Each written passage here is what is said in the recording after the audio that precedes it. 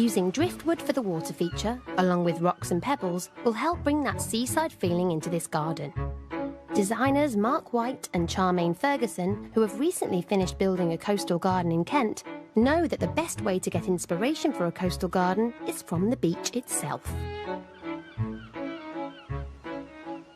Materials we chose to use for the garden were obviously mainly different grades of shingle.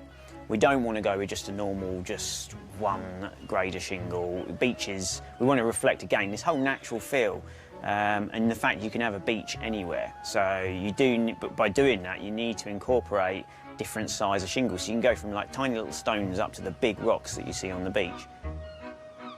Don't be afraid to plant wild plants that you see on the beach. You know, they're plants that actually naturally go there, so they grow in shingle, so they thrive without soil and things. You don't need, like, you know, pristine soil, compost and all this sort of thing around your plants. And there's so many of these plants, like sea kale and bits and pieces, that you find wild on the beach that thrive, that look stunning, and would look stunning in anyone's garden. So don't be afraid to just veer off from your peonies and move into some sort of like things that you might not necessarily see at the garden centre. There are many websites that sell coastal wildflower plug plants like sea kale, valerian and marram grass, so you can create touches of your very own beach no matter where you live. These plants are used to thriving in harsh conditions. They don't really need to worry about being looked after too much, or, you know, so you can pop them in the ground and then they're going to be up and all over the place within a few months.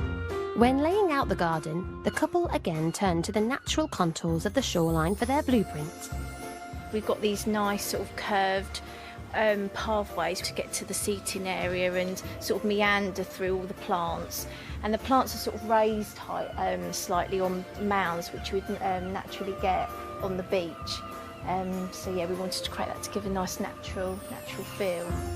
In this coastal garden, the clients wanted a sheltered seating area where the family could gather, much as you might shelter in the sand dunes with a barbecue or picnic. We've got this lovely sunken area, so they can sort of entertain in that and feel quite enclosed in that area, sort of quite a fun area. Yeah, it's got a nice fire pit in the middle, so it's so you can have a family round in the winter time even, and you can sit in this nice cosy area, which you would do maybe on the beach. You might like a barbecue or something. You might have a little, you know, fire on the beach. So it's kind of like got a real communal feel.